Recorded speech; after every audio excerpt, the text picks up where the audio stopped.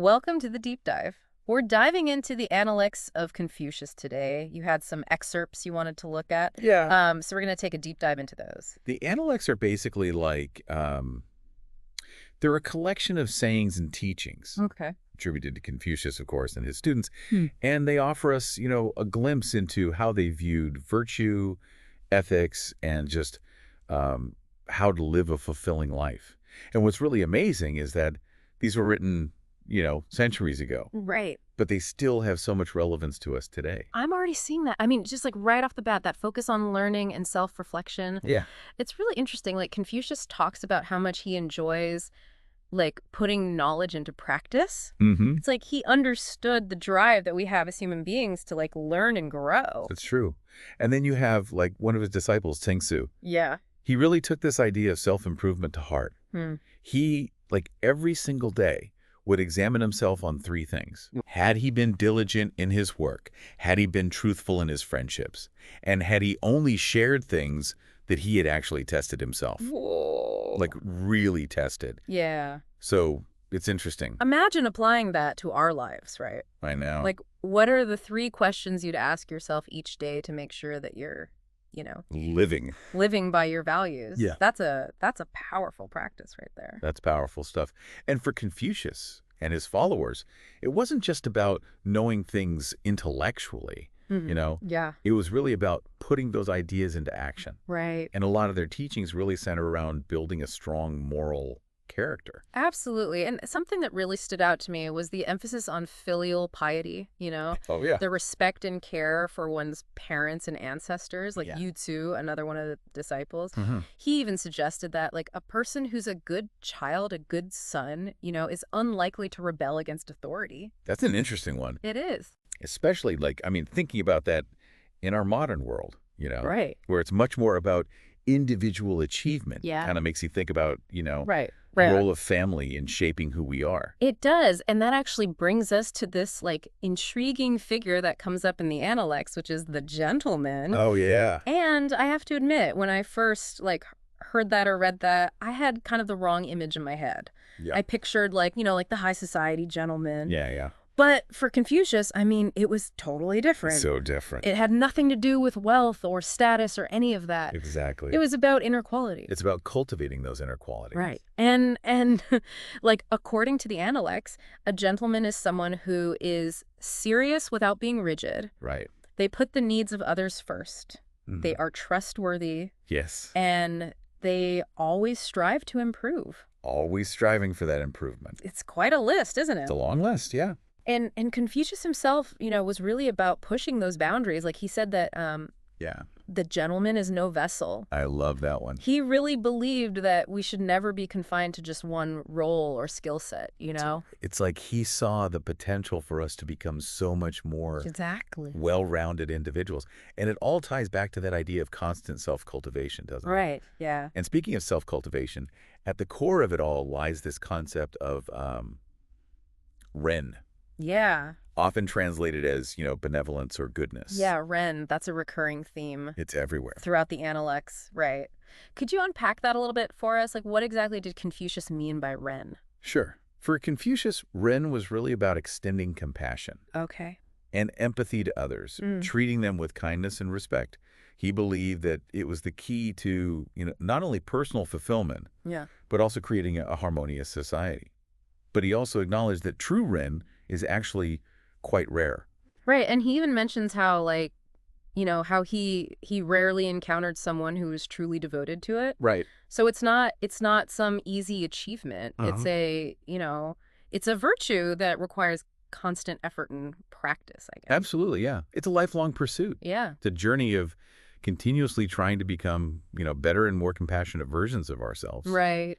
And one fascinating aspect of the Analects is how they highlight the role of ritual and tradition in fostering this sense of, Yes. harmony Yeah. and shared values. Yeah, Yu Tzu, the disciple we were talking about earlier, he really emphasized how those rites and rituals help bring people together. Right. But today there's often this tendency to view tradition as outdated or restrictive. Yeah. It makes you wonder, what role do rituals and traditions actually play in our lives today? Yeah. Do they still hold value, or are they simply like relics of the past? It's something to ponder. Yeah, that's a good question. It's kind of interesting, though, how they viewed wealth and status. Yeah. What about that? It is interesting, isn't it? I mean, Confucius. It's a complex view, it seems like. Yeah. He didn't outright condemn wealth or status, right? Yeah. Like he recognized they can be desirable, especially if they're, acquired through ethical means. But he was very clear Yeah. that they should never come at the expense of virtue. Right, right. And he definitely didn't hold back, like when it came to those who put profit above all else. No, he didn't. I mean, he famously said, if one is guided by profit in one's actions, one will incur much ill will. Oh, yeah, that's a good one. So it's like, yeah. Yeah.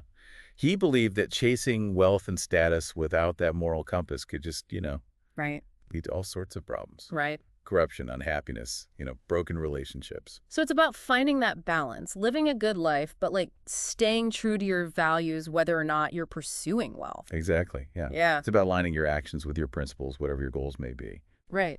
And, that kind of brings us to another fascinating aspect of the Analects, which is his ideas about leadership and how a society should be governed. Yeah, this is where things get interesting. In one passage, there's Duke A, who asks Confucius what he needs to do to, like, earn the respect of the people. Okay. And his reply, I mean, it's amazing. He's like, raise the straight and set them over the crooked, and the common people will look up to you.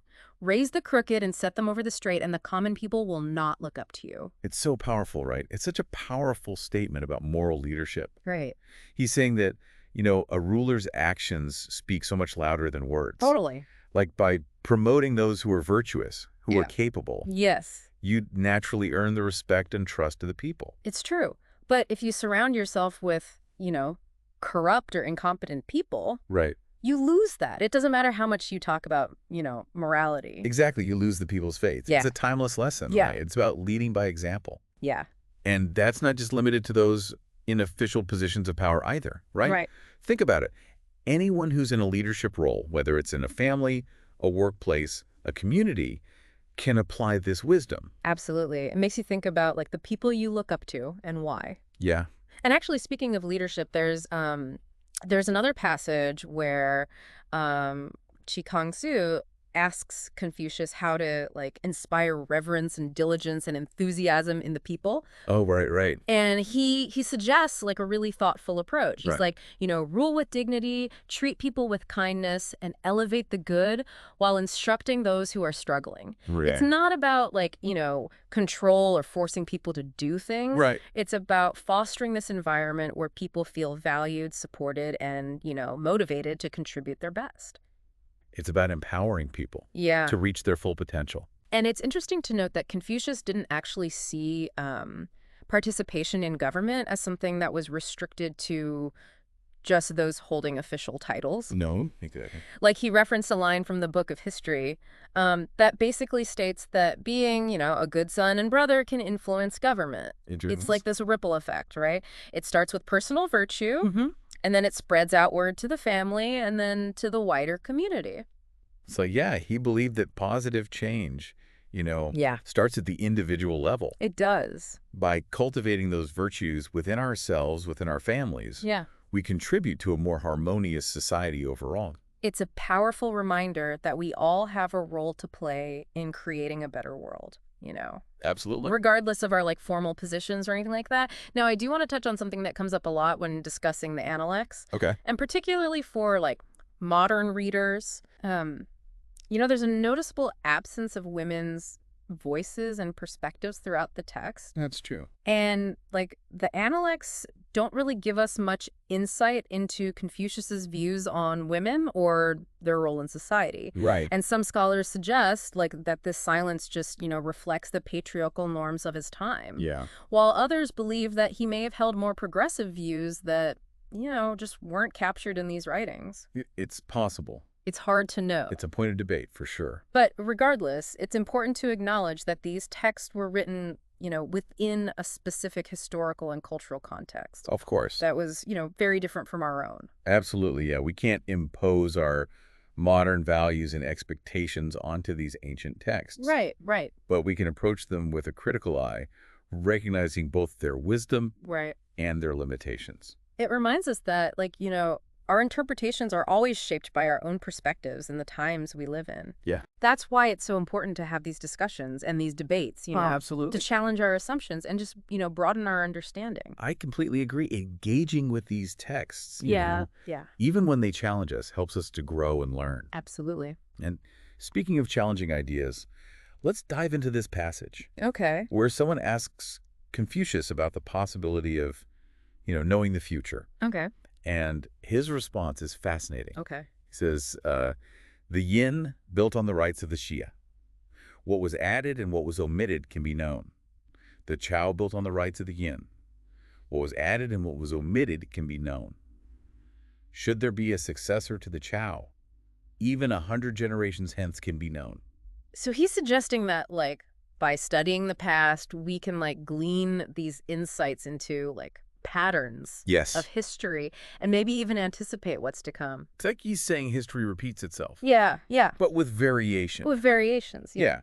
He's not saying that history is, like, predetermined, Right. but rather that, by understanding those patterns, those Mm. principles, Yeah. we can make more informed decisions in the present and, Right. potentially shape a better future. It's about learning from the wisdom of those who came before us, isn't it? Exactly. This whole deep dive into the Analects has been, I don't know, so enriching, I feel like. Really has been a fascinating exploration. Yeah. And while these writings are, centuries old, Yeah. they offer these timeless insights into human nature and the pursuit of a meaningful life. I agree. I mean, we've covered so much ground already, from the power of self-reflection to the qualities of a true leader. We've only just scratched the surface. Right. There's so many more, gems of wisdom waiting to be discovered in these texts. So where should we go next on this deep dive? Let's circle back to that tension between wealth and virtue Okay. that we were looking at before. There are a couple more passages from the Analects that I think could shed some more light. Okay, yeah, I'm ready to dive back in. This is something I always find myself pondering, In one passage, Confucius says, wealth and high station are what men desire. But unless I got them in the right way, I would not remain in them. Poverty and low station are what men dislike. But even if I did not get them in the right way, I would not try to escape from them. So he's saying it's not necessarily about, like, being rich or poor, Right. but more about, like, how you got there. How they come about, yeah. And how it affects your character, I guess. Right, exactly. Like true worth lies in sticking to your moral principles, Yeah, regardless of your material situation. right. And it really connects back with his emphasis on Ren, doesn't it? It does, yeah. It's not enough to simply have wealth, right? Yeah. It's about using that wealth for good, Right. to help others, to Yeah. contribute to a more just world. To make a positive impact. Exactly, and to really drive home this point about, the importance of Ren. He says in another passage, if the gentleman forsakes benevolence, in what way can he make a name for himself? The gentleman never deserts benevolence, not even for as long as it takes to eat a meal.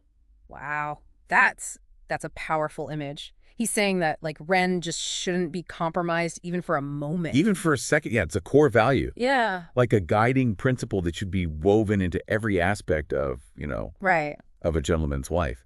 But then he's got this other line where he says, I have never met a man who finds benevolence attractive or a man who finds unbenevolence repulsive. It seems kind of like a contradiction, doesn't it? It does a little bit. Yeah. It's like, how can someone not be drawn to goodness, right? Right. But then he goes on to explain, like a man who is truly drawn to benevolence cannot be surpassed in virtue. Okay.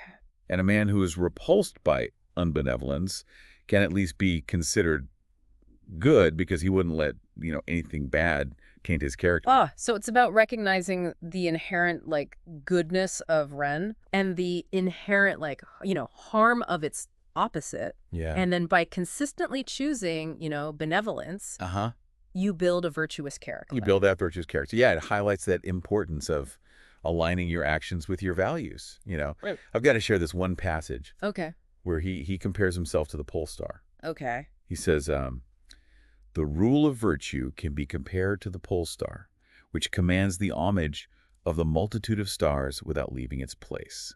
Wow. That's a it's a striking image. It is, isn't it? It's like he's saying virtue should be the steady center Yeah.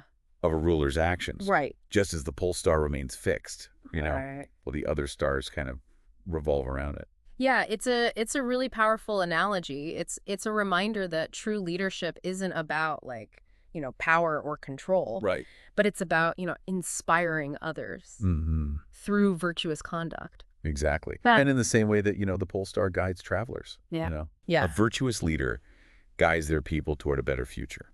This has been such a fascinating journey. I mean, we've explored so much, I know. from the power of self-reflection and lifelong learning to the importance of Ren, the complexities of wealth and virtue and what it really means to be a leader. It's amazing how these writings, composed centuries ago, Yeah. still offer such relevant insights, Yeah, I know, it really is. into human nature and how to live a meaningful life. I think Confucius would be happy to know that. I think so, His too. words are still like resonating with people today, encouraging us to like reflect on our values and our choices Yeah. and our impact on the world. I think he would. And maybe Yeah. he would even, Yeah. urge us to keep grappling with these questions, Yeah. to engage in dialogue and debate Right. about Yeah. these timeless themes Yeah. and to strive to, Yeah.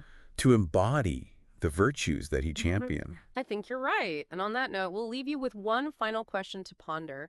If Confucius were alive today, what do you think he would say about our modern world, our values, and the challenges that we face? We encourage you to explore this question further and to continue your own deep dive into the wisdom of the Analects and other philosophical works. Thanks for joining us on the deep dive.